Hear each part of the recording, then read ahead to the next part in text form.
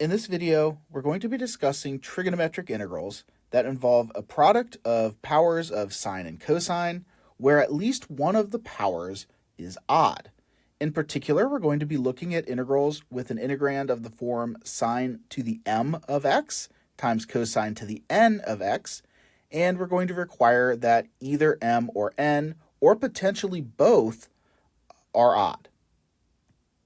Here are three examples of integrals that fit this pattern. We have the integral of cosine to the fifth of x times sine of x dx.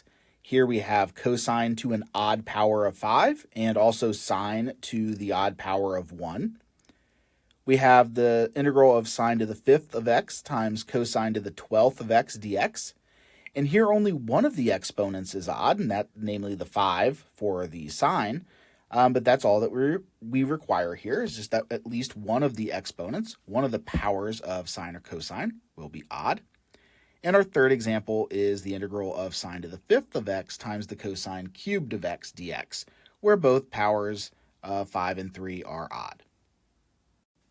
The key step in the strategy to solve these types of integrals is to isolate a single power of either sine of x or cosine of x, and then use trig identities to rewrite everything else in the integrand in terms of the other function. Once we have it written this way, we'll be able to use a straightforward substitution to evaluate the integral.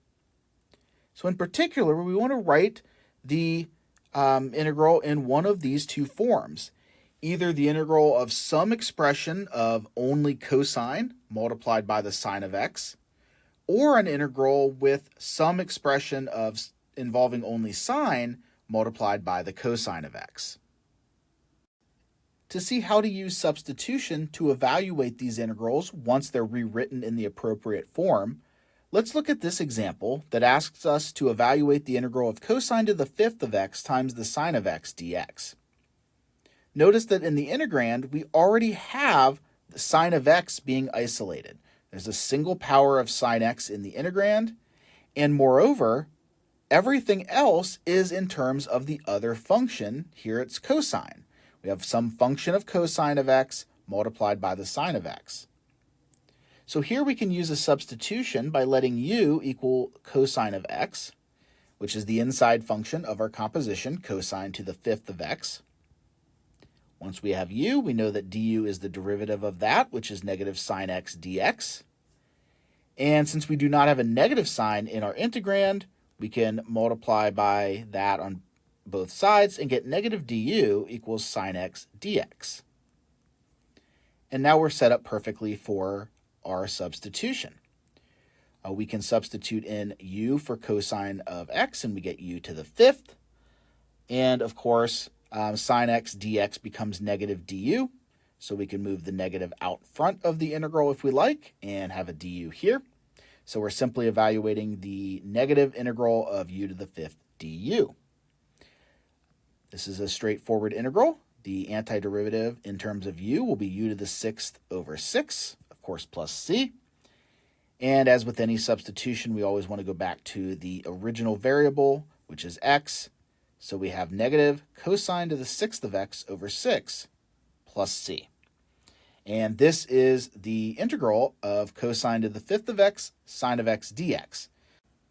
Notice that this integral was incredibly straightforward to evaluate using substitution because of the form that it had. In particular, it was a single power of sine multiplied by a function that was entirely in terms of cosine. And so if we're able to write our integral in this form with an isolated sine or cosine and everything else in terms of the other function, then the substitution aspect of these integrals will be very straightforward. The trick is to write it into this particular form, and that's where trig identities play an important role. The most important identity for these types of integrals will be the standard Pythagorean identity, sine squared of x plus cosine squared of x equals 1. In particular, if we rearrange this identity so that it is solved for one of the trig functions squared, we get two identities that will become very useful. Sine squared of x will equal 1 minus cosine squared of x, and cosine squared of x will equal 1 minus sine squared of x. These identities allow us to rewrite an even power of sine or cosine of x in terms of the other function.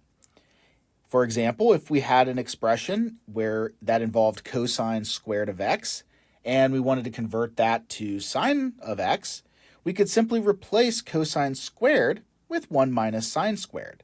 And so we can convert even powers of these functions to the other.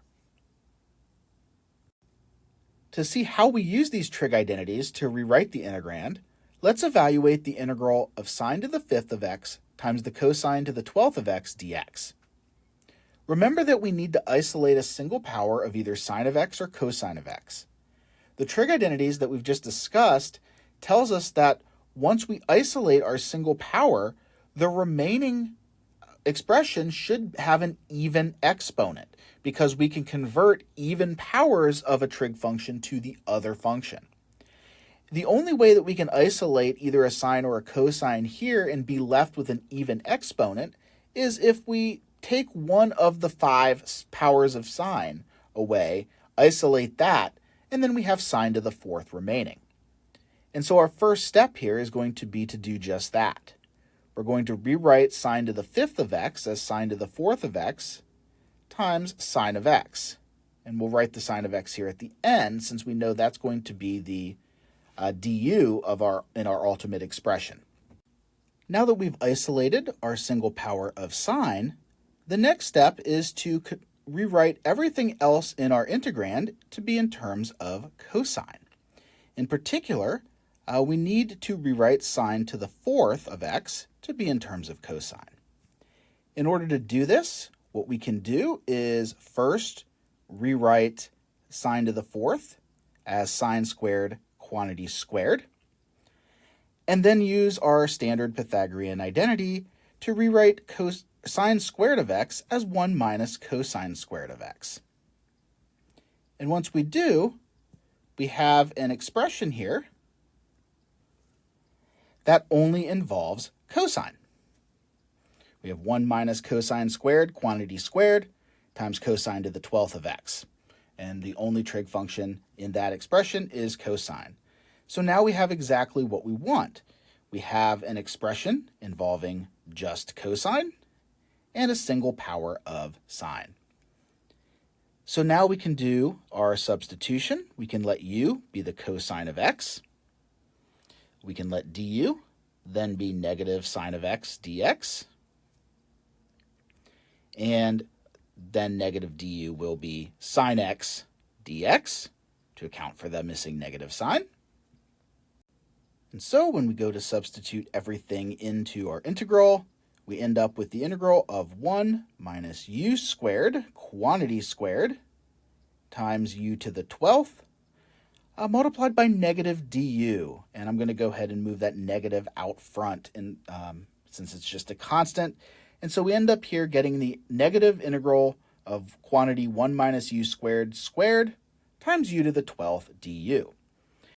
This is a relatively straightforward integral at this point. We just need to do the algebra to work out that integrand and simplify it, and then use the power rule on each term.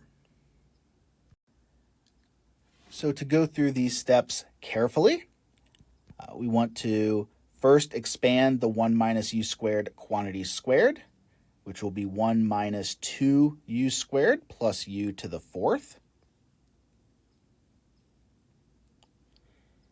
And then we would like to distribute the u to the 12th. So we get the integral of u to the 12th minus 2u to the 14th plus u to the 16th, all du. We have to remember, of course, that negative out front. That will ultimately get distributed to all of the terms once we integrate. So now we can find antiderivatives using the power rule.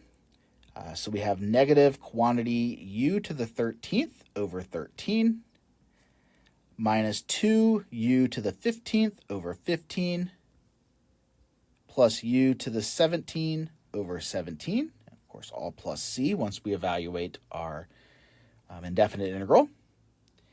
And our last step is to go back to the original variable x, remembering that u was cosine of x, we get negative quantity cosine to the 13th of x over 13 minus 2 times cosine to the 15th of x over 15 plus cosine to the 17th of x all over 17 plus our arbitrary constant c.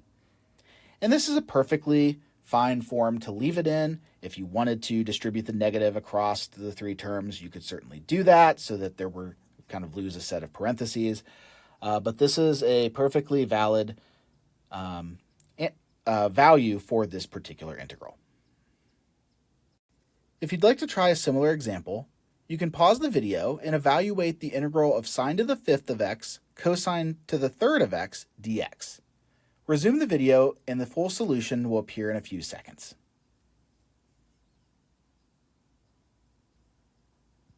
It turns out that because the powers of sine and cosine are both odd here, there are actually two options to evaluate this integral. We could isolate a single power of cosine, leaving cosine squared remaining, or we could isolate a single power of sine and leave sine to the 4th power remaining.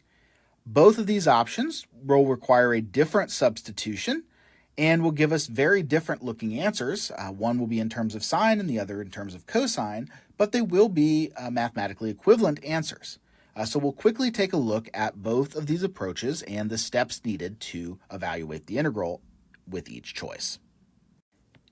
Using the first approach, where we isolate a single power of cosine, we convert the cosine squared x to 1 minus sine squared x, make the substitution u equals sine of x to get the integral of u to the 5th times 1 minus u squared, or u to the 5th minus u to the 7th, and then anti-differentiate each term using the power rule.